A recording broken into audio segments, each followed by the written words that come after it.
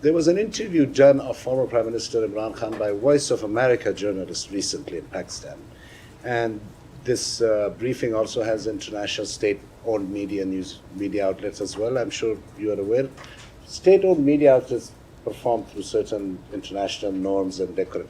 The journalist asked former Prime Minister Imran Khan that, do you still say that the cipher was a reality? And Imran Khan, while referring to Donald Lowe, the Assistant Secretary of State, who had a meeting with the Ambassador Hale, Imran Khan said that yes, the cipher is a reality, and so now it has become a responsibility of State Department to disclose at least the notes that were taken, because the ambassador and Mr. Donald Lowe must have had somebody present in the room. Are you going to disclose those documents? We are really going down a rabbit hole here. I think we've spoken to this before, and this legally changes the scenario. By the way, I don't believe it does. I will just continue to reiterate that those claims are not accurate.